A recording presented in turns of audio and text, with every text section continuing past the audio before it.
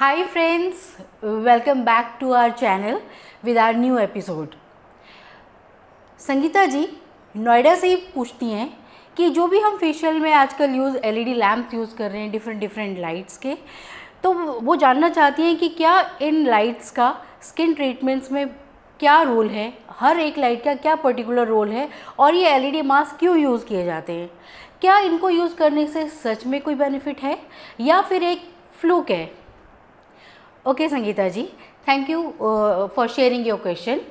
आजकल हम देखते हैं कि बहुत सारे स्किन ट्रीटमेंट्स में, जैसा आपने कहा कि यस एलईडी लैम्प का यूज़ होता है with different lights.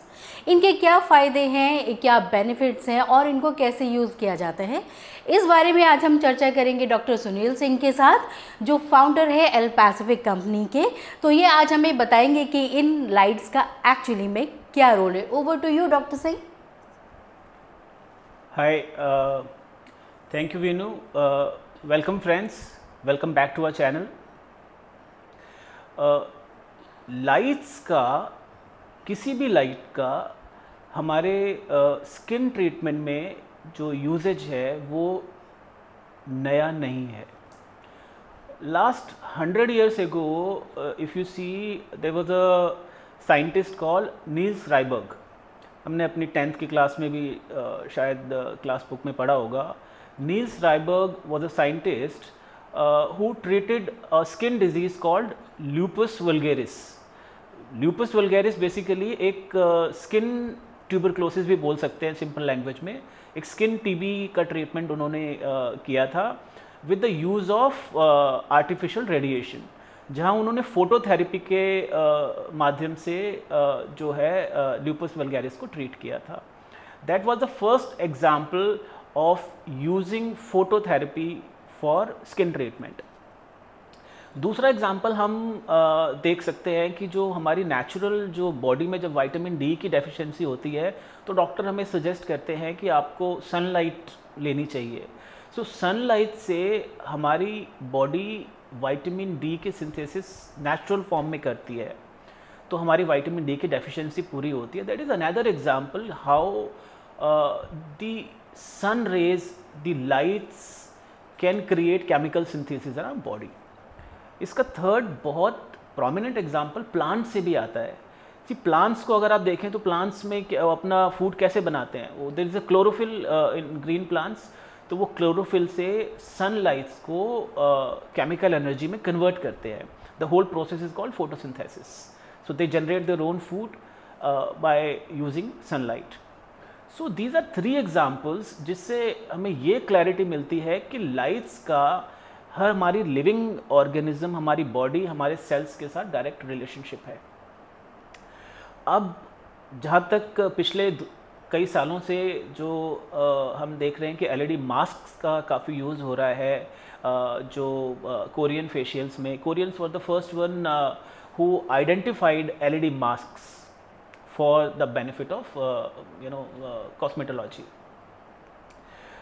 Before LED masks laser हमारे पास बहुत टाइम से यूज़ हो रहा है। लेज़र और एलईडी दोनों लाइट्स हैं, they are basically different forms of lights, but दोनों का ही यूज़, लेज़र का यूज़ तो काफ़ी सालों से हो रहा है। दोनों में बेसिकली क्या डिफरेंस क्या है? The only difference between laser and LED is the type of waves. See the lasers generate coherent waves. Coherent waves होती हैं जहाँ पे जो वेव्स की फ्रीक्वेंसी और फेज जो कांस्टेंट रहता है, जो चेंज नहीं होता। So you get very strong and concentrated waves. So laser का जब यूज़ होता है तो आपके कोहेरेंट वेव्स होने की वजह से आपका जो पेनिट्रेशन ऑफ वेव्स है वो काफ़ी डीप होता है। तो जितने इन्वेसिव ट्रीटमेंट होते हैं, जो भी स्किन रिलेटेड जितने भी ट्रीटमेंट्स होते हैं, उसमें लेज़र का काफ़ी टाइम से यूज़ हो रहा है। बट जो एलईडी होता है, एलईडी जो वेव्स होती हैं वो इनकोहेरेंट वेव्स होती हैं। इनकोहेरेंट वेव्स जिसको आप बोलते हैं कि उसमें मल्टी डायमेंशनल होती हैं, जिसकी फ्रीक्वेंसी और फेस कांस्टेंट नहीं होते, जो चेंज होते रहते हैं। आप एलईडी बल्ब को देखेंगे तो एलईडी बल्ब की जो लाइट्स हैं वो किसी सेम फेज सेम डायरेक्शन में नहीं, वो मल्टी डायरेक्शन में एमिट होती हैं, जिससे उसका जो वेव है वो डिफ्यूज़ हो जाता है और उसकी जो वेवलेंथ है वो वीक हो जाती है। That is the only difference between LED and laser. So जितने भी हमारे स्किन में जो ट्रीटमेंट जिसमें हमें कम वेवलेंथ की ज़रूरत है लाइट्स की, वहाँ पे हम LED लाइट्स का यूज़ करते हैं in the form of LED masks, और जहाँ पर हमें इन्वेसिव ट्रीटमेंट चाहिए वहाँ पे हम बात करते हैं, वहाँ हम यूज़ करते हैं लेज़र का। अब जब इसको हम थोड़ा सा और डीप डाइव करते हैं कि किसी भी लाइट को आप मेज़र कैसे करते हैं। लाइट का जो मेज़र करने का जो तरीका है, हर लाइट की एक वेवलेंथ होती है। उस वेवलेंथ का जो यूनिट ऑफ मेज़रमेंट उसको बोलते हैं नैनोमीटर। तो किस लाइट की कितने नैनोमीटर की वेवलेंथ है वो डिसाइड करती है कि कौन से कलर की लाइट हमारे किस स्किन ट्रीटमेंट में बेनिफिशियल रहेगी। इससे पहले हम LED की बात करें, सबसे पहले देखो हमारा नेचुरल सोर्स ऑफ लाइट सन है। सन से हमें 3 तरीके की जो लाइट्स मिलती हैं, अल्ट्रावायलेट रेडिएशंस आते हैं, UVA, UVB and UVC। UVC की जो वेवलेंथ है वो सबसे कम होती है, around 100 to 150 nanometre. As a thumb rule अगर आप बात करें तो एक जैसे नैनोमीटर क्या होता है, अगर आपको सिंपल लैंग्वेज में समझाएं, अगर आप 1 इंच की बात करते हैं, 1 इंच में 254 लाख नैनोमीटर होते हैं। तो you can make out in your mind कि जो लाइट की वेवलेंथ अगर हम बात कर रहे हैं 100 एंड 150 की, तो वो उसकी जो वेवलेंथ क्या होगी। तो और दूसरा थंब रूल ये है कि जिस लाइट की वेवलेंथ जितनी कम होगी उसका पेनिट्रेशन उतना कम होगा और वो हमारे स्किन के लिए उतनी ही हार्मफुल होगी, और जिस लाइट की वेवलेंथ ज़्यादा होगी उसका पेनिट्रेशन ज़्यादा होगा और उससे हमारे स्किन ट्रीटमेंट में काफ़ी फ़ायदा हो सकता है।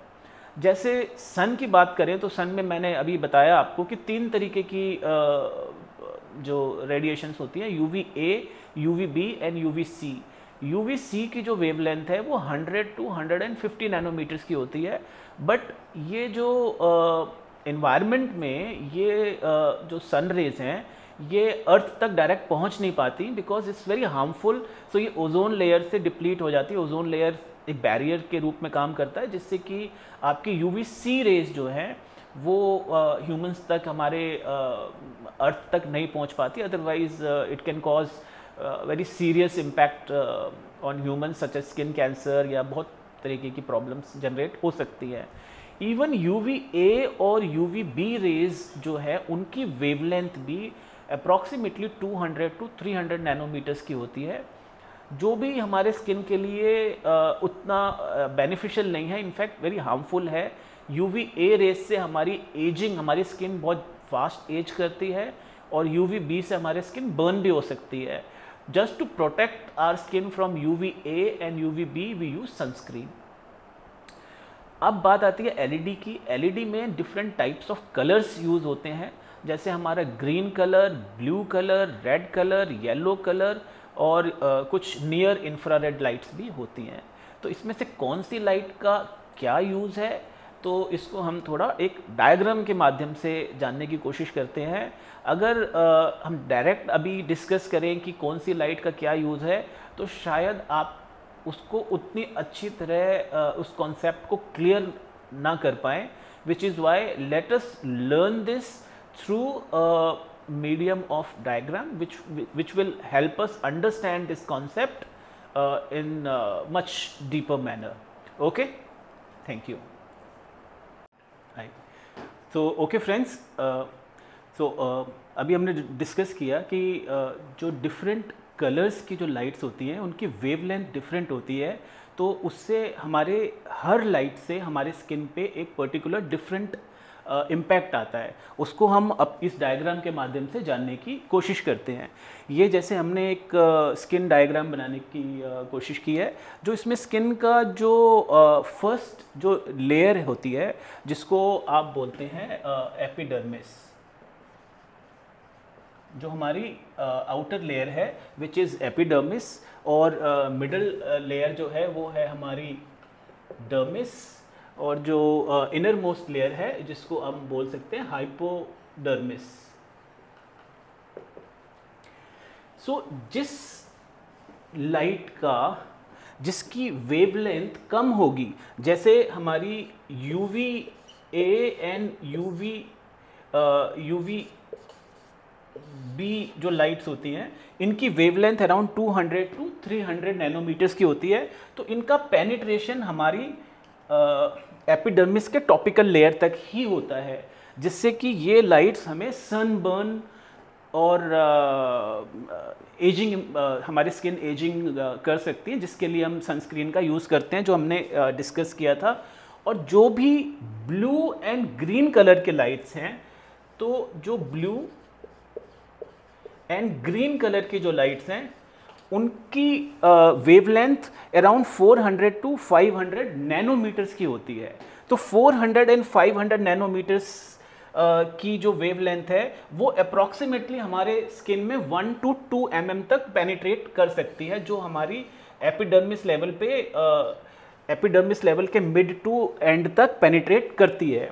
जो अब हमारी एपिडर्मिस लेवल पे स्किन की क्या क्या प्रॉब्लम्स होती हैं, हमारी एपिडर्मिस लेवल पे हमारी स्किन की प्रॉब्लम्स होती हैं जैसे एक्ने, आपके स्कार्स, कुछ एज स्पॉट्स, कुछ ग्रीसीनेस, जो oily skin problems, bacterial problems, ये सारी प्रॉब्लम्स हमारे स्किन के टॉपिकल लेयर पे होती हैं। तो उस टॉपिकल लेयर पे जो लाइट पेनिट्रेट करती हैं वो है ब्लू एंड ग्रीन। तो अगर आप अपने क्लाइंट को ट्रीट कर रहे हैं एक्ने के लिए या एक्ने से रिलेटेड किसी भी स्किन कंडीशन के लिए, तो you should use blue and green light because it's wavelength is 400 to 500 which can penetrate up to 2 mm only in the skin till the epidermis level. You understood? I think this is clear. अब जो yellow light है, yellow light की wavelength approximately 600 nanometres तक होती है। तो इसकी जो पेनिट्रेशन है येलो लाइट की, ये हमारे डर्मिस लेवल पे डर्मिस लेवल पे होती है। तो डर्मिस लेवल पे पेनिट्रेशन होने की वजह से जो भी स्किन कंडीशन इस डर्मिस लेवल पे आप ट्रीट कर सकते हैं, जैसे कि आपकी पिगमेंटेशन प्रॉब्लम है, पिगमेंटेशन प्रॉब्लम आप सॉर्ट आउट कर सकते हैं, आप स्किन फेयरनेस से रिलेटेड प्रॉब्लम्स आप सॉर्ट आउट कर सकते हैं, और एज स्पॉट्स आप इसमें आप ट्रीट कर सकते हैं।